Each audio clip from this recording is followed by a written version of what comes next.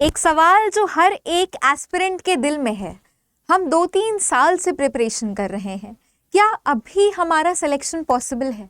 आज इस वीडियो में मैं डिटेल में डिस्कस करूंगी, स्पेशली उन स्टूडेंट्स के लिए, उन एस्पिरेंट्स के लिए जो इतने सालों से अपनी प्रिपरेशन जारी रखे हुए हैं इस आस में कि हमारा आखिर सिलेक्शन कब होगा। अब इस स्टेज पे आपकी एग्जैक्ट रणनीति क्या होना चाहिए, आपका प्लान क्या होना चाहिए अपने सिलेक्शन को सुनिश्चित करने के लिए, ये मैंने आपका एक बहुत ही डिटेल सा प्लान रेडी किया है, जिसमें एग्जैक्टली हम बात करेंगे कि इस एग्जामिनेशन को अब एट दिस पॉइंट आपको किस तरीके से इसकी प्रिपरेशन करनी है। याद रखिए साथियों कि प्रिपरेशन के दौरान, इस जर्नी के दौरान सब कुछ बहुत अच्छा नहीं होगा। कई बार ऐसा आपके मन में डाउट्स आएंगे जब आपको ऐसा लगेगा कि हम हार मान रहे हैं, कई बार फैमिली प्रेशर की वजह से, या कई बार आपका मोटिवेशन, आपका मोराल डाउन होगा, कई बार आपको सिलेबस से डर लगेगा। एक चीज़ को ध्यान में रखिए कि आपके जो सिलेक्शन का दरवाज़ा है ना, वो उस दिन बंद होता है जिस दिन आपका भरोसा खुद से उठ जाता है, जिस दिन आप अपनी प्रिपरेशन को स्टॉप कर देते हो।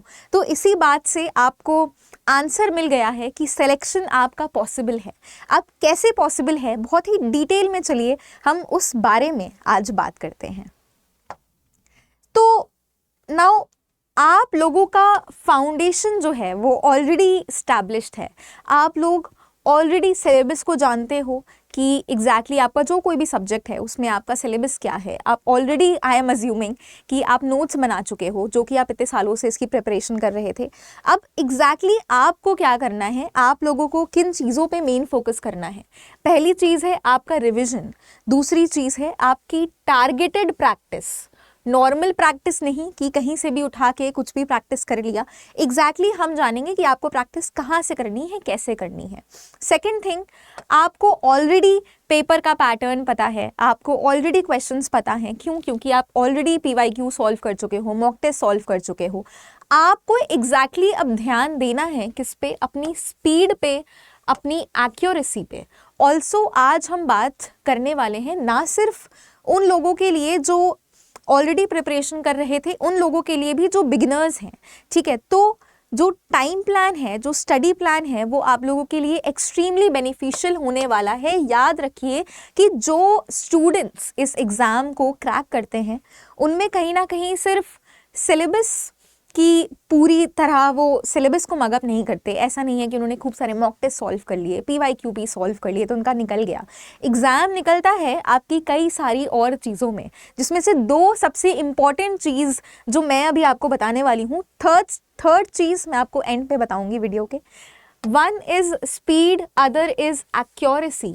आप कम समय में आप ज़्यादा से ज़्यादा स्पीड के साथ किस तरह से, कितनी एक्यूरेसी से अपना एग्जाम को सॉल्व करते हो, वो आपका सिलेक्शन सुनिश्चित करता है। सिलेबस आपको पता है, नोट्स आपको पता है, आप टेस्ट सॉल्व कर चुके हो, बट एग्जैक्टली आपको अब ध्यान कहाँ पे देना है, अपनी स्पीड पे। जितना कोशिश करिए उतना आप मॉक टेस्ट को लगाइए, अपनी स्पीड पे ध्यान देते हैं, एक्यूरेसी पे ध्यान देते हैं।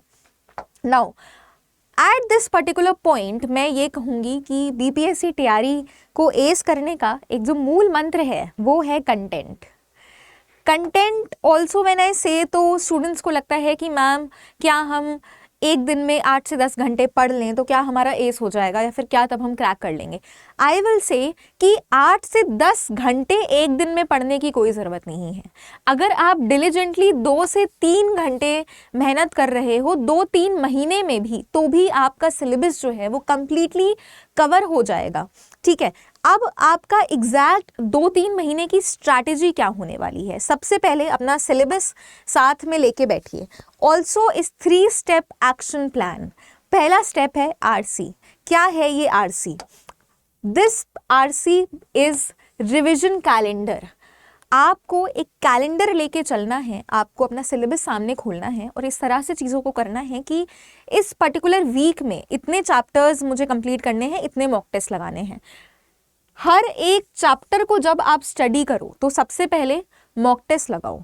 ये एक चीज़ है जो आपकी स्पीड को बेनिफिट करेगी, आपकी एक्यूरेसी को बेनिफिट करेगी। ये चीज़ बताएगी कि भाई अगर हमारा चैप्टर ये है तो क्या मैं उससे रिलेटेड क्वेश्चंस को सॉल्व कर पाया, right. Daily practice chapter wise आपको एमसीक्यूज को सॉल्व करना है, चैप्टर वाइज आपको मॉक्स लगाने हैं। ऑल्सो द फैक्ट कि स्टूडेंट्स क्या करते हैं, थोड़ा थोड़ा पार्ट उन्होंने एक मॉक टेस्ट उठाया और थोड़ा सा उसका पार्ट को कवर कर लिया। हाउएवर आई विल सजेस्ट कि पूरे के पूरे फुल लेंथ मॉक टेस्ट लगाना शुरू करिए। स्पेशली ये स्टेप उन लोगों के लिए बहुत ही ज़्यादा इंपॉर्टेंट है जो अपनी प्रिपरेशन ऑलरेडी स्टार्ट कर चुके हैं। It's high time now, I am assuming कि आप लोगों का सिलेबस ऑलमोस्ट फिनिश होगा, राइट। तो अब आप लोगों को full length mock test almost daily basis पे एक फुल लेंथ मॉक टेस्ट लगाना है। इससे बेनिफिट आपको ये मिलेगा, कौन सा एरिया आपका वीक है एग्जैक्टली आप उस पर फोकस कर पाओगे, right. Now the third plan is आपके previous year papers, previous year question papers at least 5 साल के तो PYQPs को घोल के उसको पी जाइए, ठीक है। क्योंकि PYQP से आपको पैटर्न का अंदाज़ा लगेगा, आपको एग्जैक्टली किस तरह के क्वेश्चंस आते हैं उसका अंदाज़ा लगेगा। आपको एग्जैक्टली अब अपनी प्रैक्टिस स्ट्रॉन्ग करनी है through as much as mock test as you can solve. जितने ज़्यादा आप रिविजन कर पाओ उसमें आपको ध्यान देना है। ऑल्सो मैं बता दूं कि हमारे, अगर आप डिलीजेंटली अपनी प्रिपरेशन करना चाहते हो, so I would like to tell you कि आप हमारा बैच में खुद को एनरोल कर सकते हैं। Just a minute, you just have to type Adda 24/7, जिसमें डिटेल्ड बेसिस पे डेली आपको लाइव क्लासेस मिलेंगी, डेली आपको उसमें रिकॉर्डेड लेक्चर्स मिलेंगे, आपको एग्जैक्टली उसमें टेस्ट सीरीज मिलेगी अपने एग्ज़ाम को टारगेट करते हुए, ठीक है। जो कि अब आप लोगों का एग्ज़ाम देने का प्रिपरेशन आप लोग ऑलरेडी शुरू कर चुके हो। सो बेसिकली अब बारी है एक गाइडेंस के साथ, एक पर्टिकुलर 1-on-1 मेंटोर के साथ अपनी प्रिपरेशन को शुरू करने का। तो आप ऑल कोर्सेज पे आ जाइए जो कि आप टीचिंग के लिए एनरोल करना चाहते हो। तो यहाँ पे आपको कई सारे पैक्स दिख रहे हैं, राइट। आप टीचिंग महापैक्स परचेज कर सकते हो, स्पेसिफिकली जो भी आपका सब्जेक्ट है उसका TRE का कोर्स परचेज कर सकते हो। I will let you people know कि ये कोर्स हमारा बहुत ही ज़्यादा बेनिफिशियल है। क्यों? क्योंकि इसमें आपको एक डेली बेसिस पे प्रैक्टिस मिलती है, डेली बेसिस पे आप मॉक टेस्ट वगैरह को सॉल्व करते हो। नाउ ये बैच आपका initially it is 13,499। However you can use a coupon code जिससे आपको मैक्सिमम डिस्काउंट जो भी पॉसिबल होगा वो लग जाएगा, एंड दैट इज़ YT20। तो अब आपको दिख रहा है कि YT20 कोड लगाने से आपका 2,834 लमसम का पड़ा है, ठीक है। नाउ हैविंग सेड दैट, मैंने एक चीज़ अभी आप लोगों से कही थी, वो चीज़ ये थी कि 2 चीज़ों के बारे में बात कर ली कि आपको स्पीड पे काम करना है, आपको एक्यूरेसी पे काम करना है। तीसरी चीज़ क्या है जिस पे आपको काम करना है, वो है आपका खुद का माइंडसेट। आपको अपने खुद के माइंडसेट को इस तरह से डेवलप करना है, उसको इतना ऑप्टिमिस्टिक रखना है कि अभी भी देर नहीं हुई है। टॉपर्स की एक स्ट्रैटेजी है, वो हिडन स्ट्रैटेजी ये है कि वो कभी रुकते नहीं हैं, वो कभी थकते नहीं हैं, वो कंसिस्टेंट रहते हैं। ऑल्सो मोटिवेशन इतना मैटर नहीं करता जितना डिसिप्लिन मैटर करता है। अगर आप 10 दिन में 2 दिन मोटिवेटेड होके पढ़ाई कर रहे हो, so that is not the main goal. The main goal is अगर आप 1 घंटा डेली डिसिप्लिन रह के पढ़ाई कर रहे हो।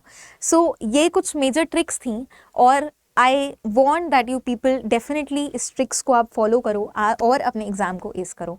So thank you so much everybody. अगर आपके कमेंट सेक्शन में कोई भी आपको ऐसा डाउट आ रहा हो तो आप चैट बॉक्स से मुझे बता सकते हो। Thank you so much everybody, bye bye and take care.